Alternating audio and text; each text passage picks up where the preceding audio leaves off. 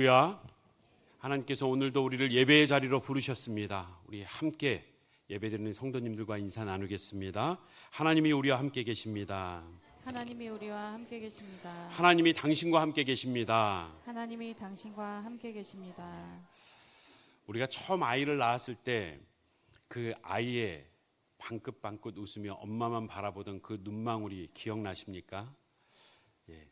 어제도 한 목사님 결혼식이 있어서 따님 결혼시키며 또 감회가 새롭게 느껴지는 목사님의 모습을 보면서 야, 결혼식을 할 때쯤 되면 다시 이 아이를 처음 낳았을 때가 기억도 나겠다 싶더라고요. 아이들의 눈망울을 보면 뭐 할 수 있는 것도 없고 하는 것도 없어요. 그런데 부모의 모든 기쁨이 거기에 있습니다. 울어 제끼면 지체 없이 엄마가 달려가서 필요한 것이 무엇인지 알고 눈치채고 알아서 다 해주시잖아요.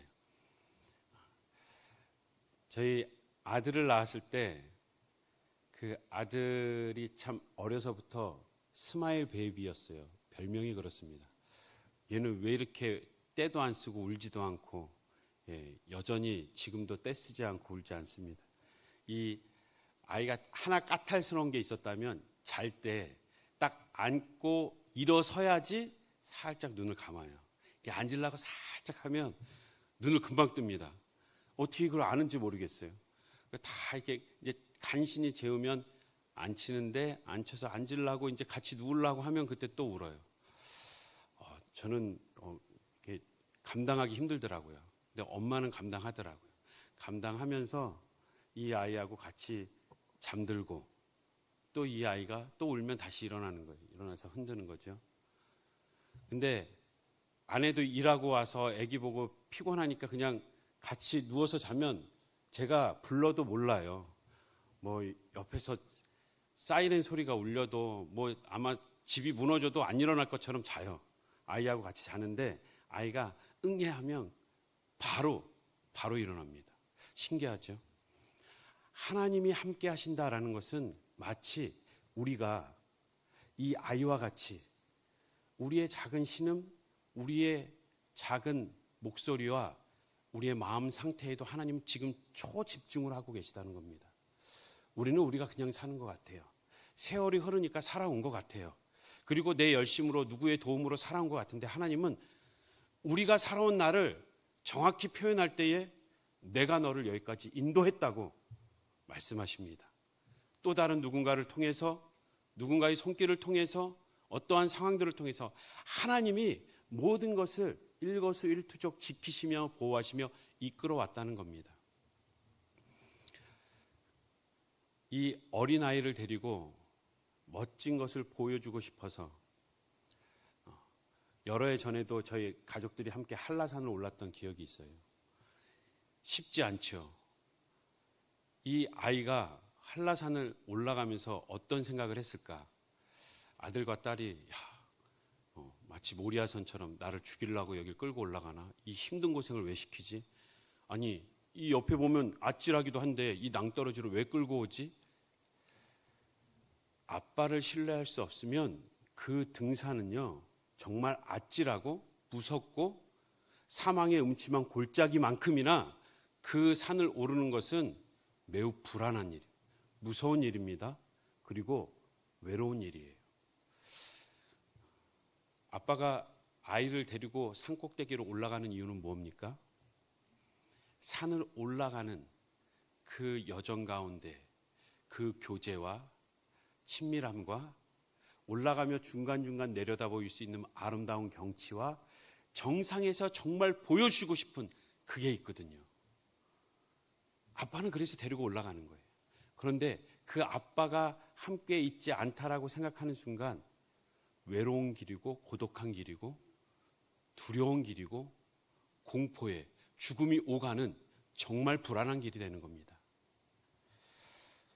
사랑하는 성도 여러분, 우리도 예수님을 따를 때 함께 하심을 잊을 때가 있습니다.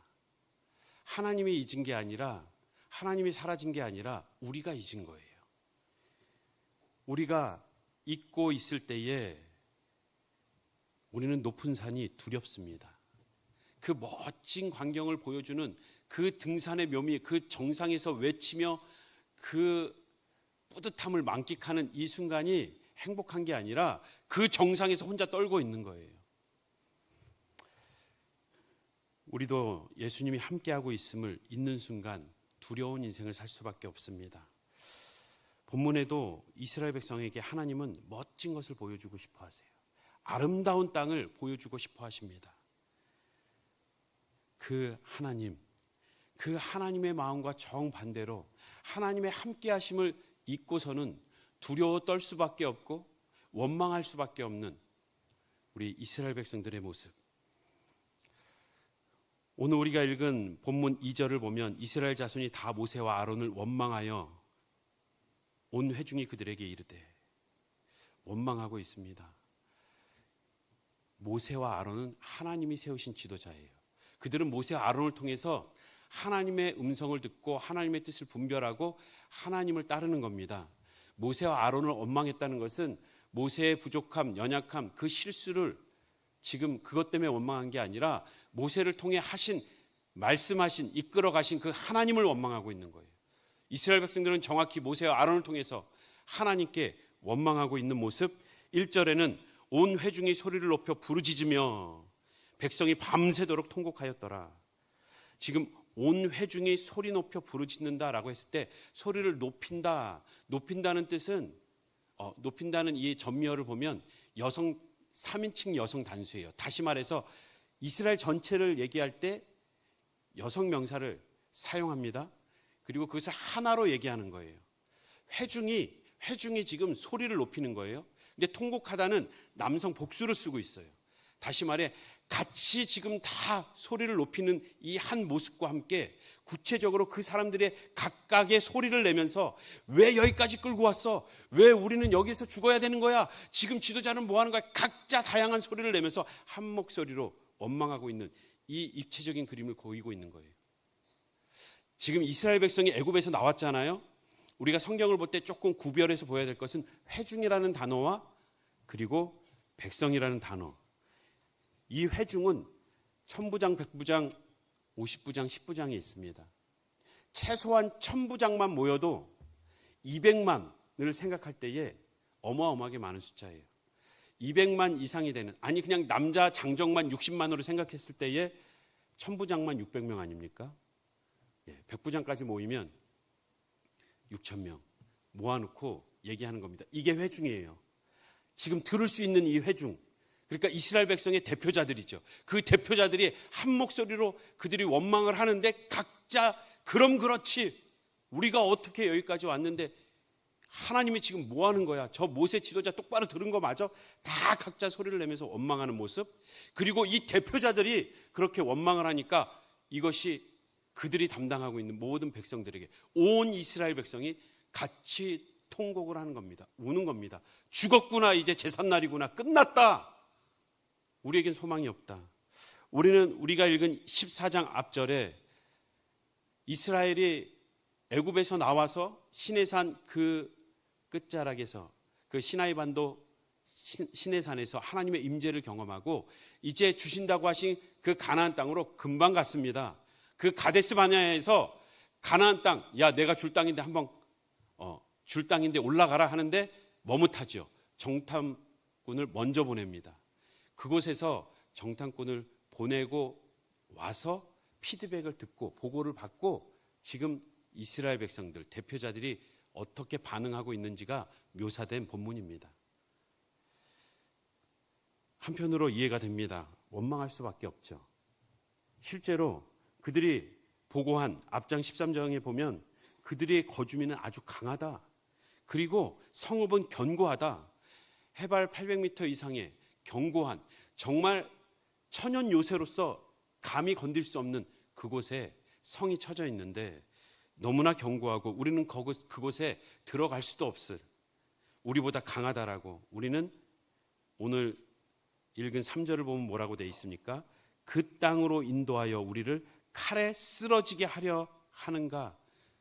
그들과 싸웠다간 우리는 죽을 수밖에 없다. 이스라엘 백성은 전투하려고 나온 사람들이 아니에요.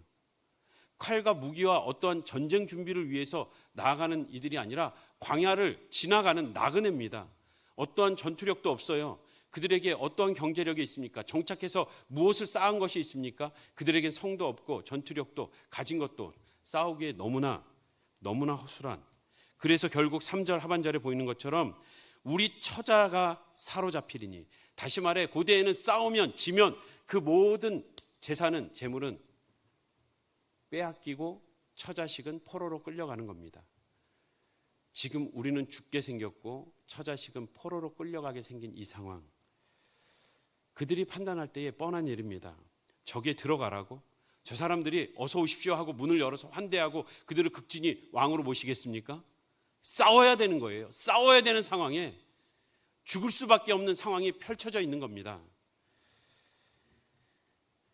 앞장에 33절에 보면 네피림 후손 아낙자손, 그들은 거인들이라고 했습니다. 전투력이며 경제력이며 그 문화적 화려함 속에 압도되어서 우리는 메뚜기다라고 스스로 얘기하면서 잡혀 먹을 수밖에 없고 짓밟히면 그냥 끽소리 못하고 죽어야 되는 이런 상황, 이 비교가 안 되는 이 상황을 말하면서 두려워 떨 수밖에 없었습니다.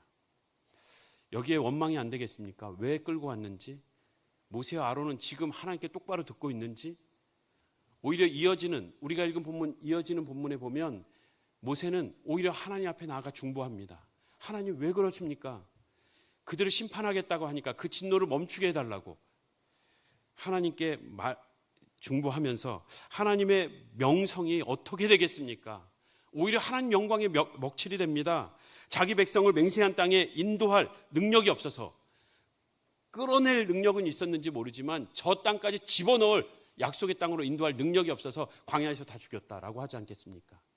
이것은 진노하면 안 됩니다라고 매달리는 기도이면서 동시에 이스라엘 백성들도 그들이 여기에서 애굽 땅에, 가나안 땅에 들어가며 칼에 맞아 죽는다면 여전히 동일하게 하나님께 영광이 안 된다는 겁니다. 하나님의 손에, 그 진노에 죽던, 아낙 자손 손에 죽던 이스라엘이 죽는 순간 하나님께 무슨 유익이 되겠습니까? 모세와 같이 이스라엘 백성은 더 원초적으로 그들은 따지고 억울함이 하나 가득했을 겁니다. 사랑하는 성도 여러분, 우리의 삶도 한번 돌아보십시오.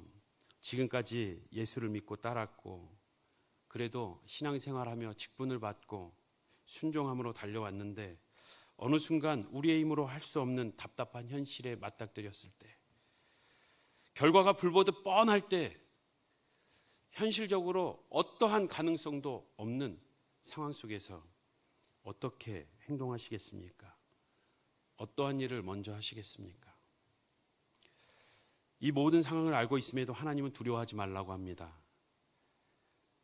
여호수아와 갈렙을 통해서, 그들의 믿음의 고백을 통해서 하나님은 그들의 행동을 통해서 안타까운 심정을, 옷을 찢는 6절 말씀에 보면 모세와 그 땅을 정탐한 10명과 다르게 여호수아와 갈렙은 자기들의 옷을 찢었습니다. 이어지는 7절에 보면 아니다, 이곳은 심히 아름다운 땅이다. 이어지는 9절을 보면 너는 여호와를 거역하지 말라. 이 거역하다는 것은 반역하지 말라는 거예요. 고대 사회에 종주국과 그리고 예속국이 있으면 계약을 맺고 나면 이것을 계약을 파기하는 일, 거역하다, 반역하다, 그 단어를 사용하고 있는 겁니다. 하나님이 우리를 건져내실 때 맺은 이 언약, 너희 그거는 깨지 마라. 그것만은 깨지 마라. 그리고 하나님이 가라 할 때에 두려워하지 마라. 두려워하지 마라. 하나님은 여호수아와 갈렙을 통해서 두려워하지 말라고 반복하여서 말씀해 주시고, 하나님의 심정이 얼마나 답답한지 그 옷을 찢는 그들의 모습을 통해서 보여주십니다. 하나님은 왜 두려워 말라고 하셨습니까? 왜 두려워하지 말라고, 두려워할 수밖에 없는 상황인데 왜 하지 말라고 했습니까? 명쾌합니다. 9절 하반절에 있는 것처럼 그들의 보호자는, 그들은 가나안 땅 네피림의 후손 아낙 자손을 얘기하죠. 그 거인들, 그들의 보호자는, 그들이 섬기는 신은 그들에게서 떠났고, 아니, 떠났다는 표현은 지금까지 지켜주다 떠난 게 아니라 그들은 참 신이 아니라는 거예요. 지킬 수 없다는 겁니다. 그리고 우리와 여호와는 그 보호자와 대조가 되는 거죠. 대조를 시키면서 강조하는 겁니다. 그들의 보호자는 떠났지만 여호와는 함께한다. 이 함께한다라고 했을 때 원어를 보면 함께한다라는 뒤에 동사가 없어요. 여호와는 우리와 함께, 시제가 없다는 겁니다. 과거에 있다 지금 사라진 게 아니라, 과거에는 없었는데 지금 함께하였다는 게 아니라, 나중에 함께할지도 모른다는 얘기가 아니라 영원 전부터 지금 또 이후로도 함께한다. 그 보호자는 떠났고 여호와는 우리와 함께한다. 그래서 두려워하지 말라는 겁니다. 하나님은 내가 함께한다. 그 함께한다는 사실을 잊는 순간 우리는 그 높은 산 꼭대기에서 두려워 떠는 거예요. 그 아름다운 경치를 망직하고 그 심히 아름다운 땅을 주길 원하는 하나님의 마음을 하나도 이해하지 못한 채 자신의 힘으로 살아내야 되고 책임져야 되고 자신들이 싸워서 이겨야 된다는 생각 때문에 모든 것이 절망으로 한순간에 무너지는 겁니다. 임마누엘, 하나님을 잊는 순간 우리도 두려워 떨게 되어 있습니다. 우리의 인생은 불 가운데로 지나가고 물 가운데로도 지나갑니다. 사망의 음침한 골짜기로 지나간다고 말씀하십니다. 우리도, 그리스도인들도, 하나님을 따르는 이들도 시험에 들고 올무에 걸립니다. 그런데 거기서 자빠지지 않도록, 절망하지 않도록 지키시고 보호하시는 하나님, 함께 하시는 하나님을 경험하길 원하십니다. 사망의 음침한 골짜기로 다닐지라도 해를 두려워하지 않는 것, 주께서 나와 함께 하심이라. 함께 하시는 하나님을 믿지 못하면 산꼭대기에서 경치를 만끽하기는커녕 그곳에서 통곡하는 거예요. 그곳에서 불안하니, 그곳에서 그 낭떠러지가 아찔하니 통곡할 수밖에요. 사랑하는 성도 여러분, 하나님이 우리의 인생 가운데 함께 하심을 믿으십니까? 믿음의 눈으로 바라보길 주님의 이름으로 축원합니다. 하나님은 오늘 이 민수기 14장 말씀을 통해서 우리가 어떻게 예배해야 될지를, 예배에 대해서 우리의 바른 자세를 말씀해 주고 계십니다. 하나님은 어떻게 예배하길 원하시는가? 그 예배에 우리는 하나님을 신뢰함으로 따르길 원하십니다. 지금 이것은 얼마나 논리적으로, 이성적으로 잘 판단하느냐의 문제가 아니에요. 현실적이냐 비현실적이냐 이것을 따지는 것이 아니라 이것은 믿음의 문제입니다. 그들의 안악자손, 거인과 같은 그 자손에 의해서 집어삼킴을 받을 수밖에 없는 이 상황, 그런데 집어삼킴을 받았습니까? 칼에 죽었습니까? 저 자식이 포로로 끌려갔습니까? 그것은 우리가 논리적으로 얼마든지 당연하게 추론할 수 있지만, 또한 이해할 수 있지만 벌어지지 않은 상황이에요. 그것을 심히 아름다운 땅을 하나님이 그들에게 주실 수 있는 상황이에요.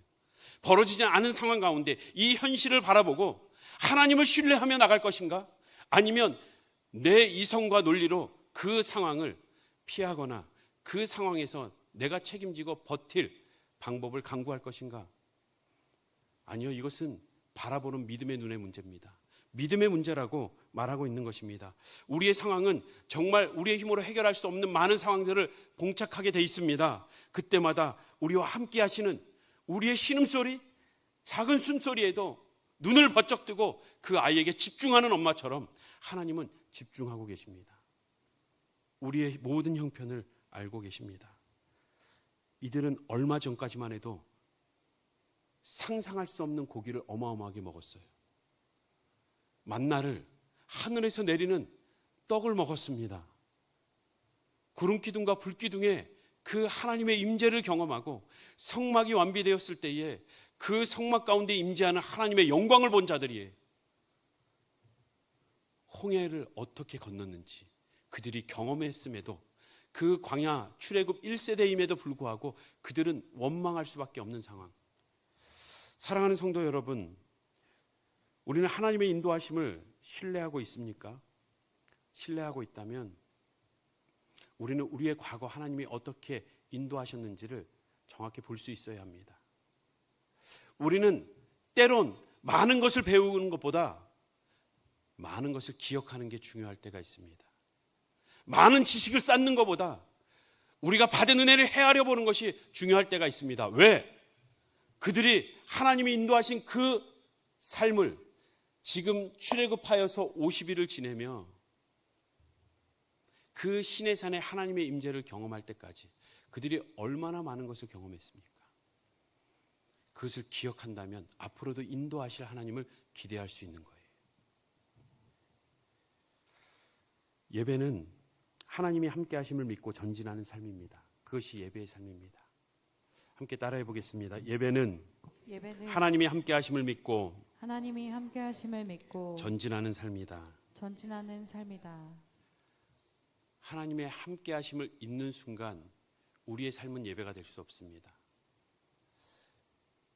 예배의 본질, 우리가 예배를 온전한 예배를 드리기 위해서 다른 불이 아닌 바른 불, 예수 그리스도를 의지하여 나가야 됨을, 그 십자가의 보혈 외에는 하나님께 나아갈 길이 없음을 배웠습니다.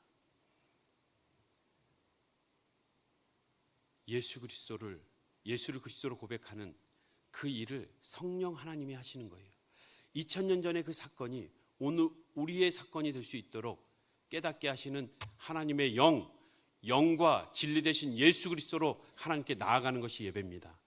그 구원의 은혜에 감사하며 감격하며 모든 것을 내어주시고 베풀어 주신 그 은혜에 감사로 반응하는 것이 예배입니다. 그분의 이름을 올려드리는 찬양으로 반응하는 것이 예배입니다. 그런데 이 예배를 드릴 때에 우리가 이 1시간 드리는 의식의 예배가 진짜 예배가 아니라 우리의 진짜 예배는 너희가 드릴 영적 예배니라, 너희의 삶을 드리는 것이 삶의 예배로 이어져야 합니다. 이 예배는 어떠한 의식과 형식이 예배가 아니에요.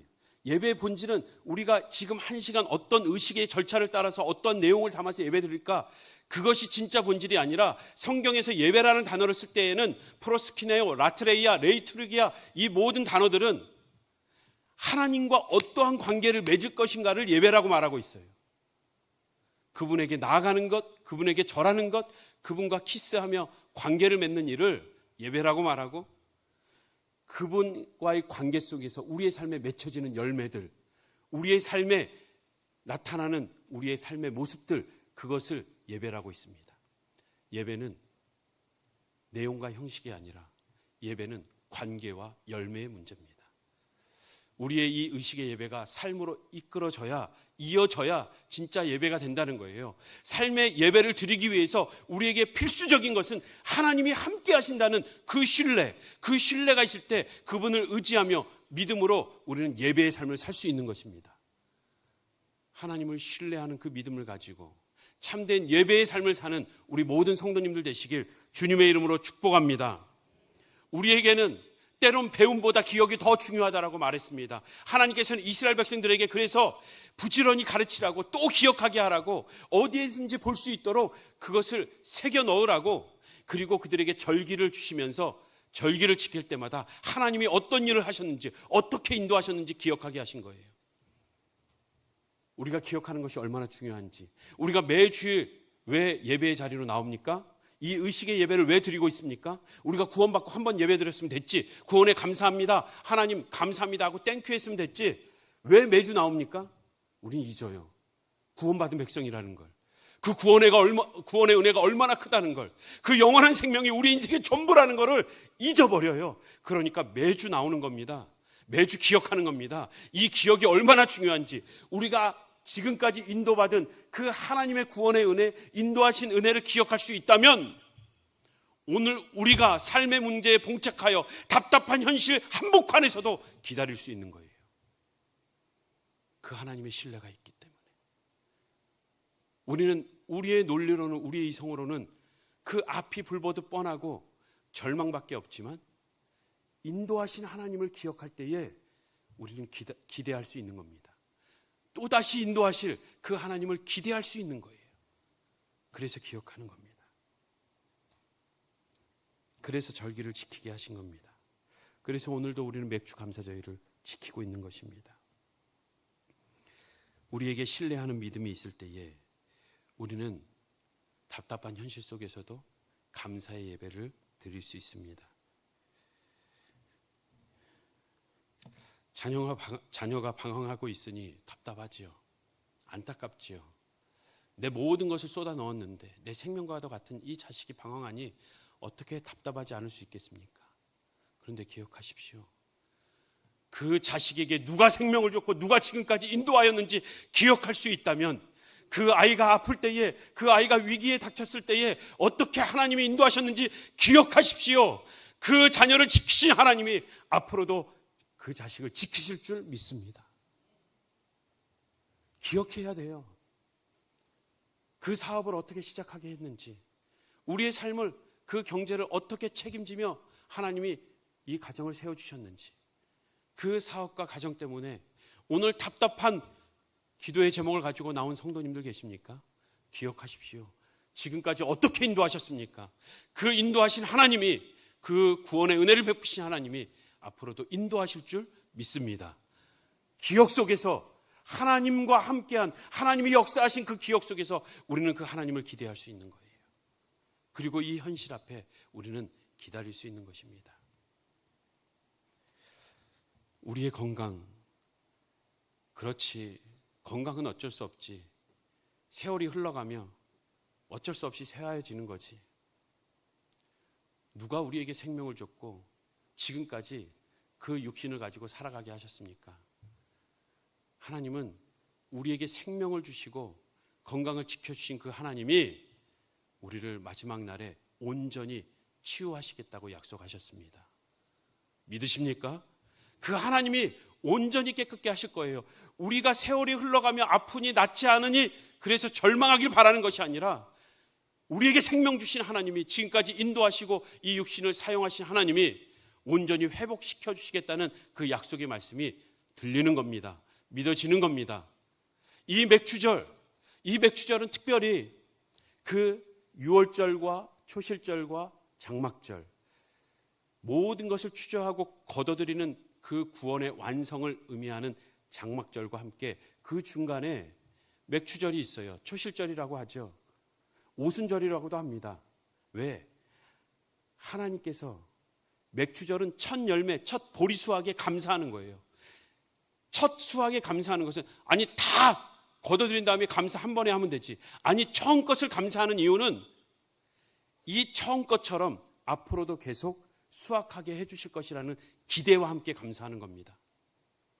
이 초실절, 처음 열매를 드리는 맥추절, 이때를 오순절이라고도 합니다.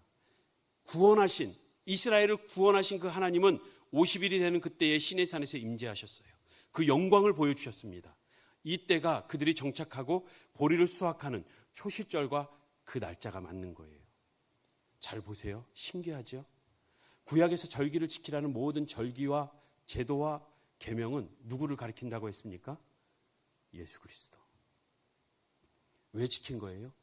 진짜 구원이 뭔지, 진짜 은혜가 뭔지를 예수 그리스도를 통해서, 실체를 통해서 다 보여주시는데, 예수님이 유월절 어린 양이 돼서 정확히 유월절에 그가 십자가에 매달려 죽으시고 제물이 되신 다음에 50일이 지난 50대 되는 그 오순절에 성령 하나님이 강림하십니다. 하나님이 시내산에 강림했던 그 날과 같이 오순절 그 날에 강림하시고 예수 그리스도로 말미암아 우리에게 다시금 이 구원이 확실하다는 것을 보여주시고 확인시켜 주십니다. 예수님이 우리가 보리 수확을 한 그 첫 열매로 감사하는 것처럼 예수님이 우리의 구원의 첫 열매가 되심을 감사하며 우리의 부활도 바라보는 거예요. 예수 그리스도가 우리의 부활의 첫 열매 되시는 줄 믿으십니까? 그 믿음으로 우리도 다시 부활할 것이며 우리에게 영원한 안식, 참된 기쁨을 우리에게 허락하실 줄 믿습니다. 이 맥추 감사절에 구원의 첫 열매 되신, 부활의 첫 열매 되신 예수 그리스도를 기억하며 우리도 예수님께서 우리에게 내가 다시 올 건데 올 때까지 너희는 이 예식을 참여해라, 이 예식을 지켜라 하신 이 성찬 예식을 오늘 우리 성도들과 함께 거행하고자 합니다. 이 예식을 통해서 예수 그리스도가 우리의 구원의 첫 열매가 되시고 그리고 그분이 우리를 온전히 회복시킬 것을 기대하면서 오늘도 우리에게 주어진 모든 삶 가운데 하나님을 바라볼 수 있는, 미리 바라보며 구원하신 은혜에 감사하고 구원을 완성하실 그 은혜를 기대하며 이 맥추 감사절을 보내는 우리 모든 성도님들 되시길 주님의 이름으로 축복합니다. 한 해를 지내면서 이 한 학기를, 이 반년을 인도하신 하나님의 은혜에 감사하시고 또 남은 한 해 이끌어 가실 그 하나님을께 감사하며 이 맥주 감사절을 보내는 우리 모든 성도님들 되시길 다시 한번 주님의 이름으로 축복합니다. 이 시간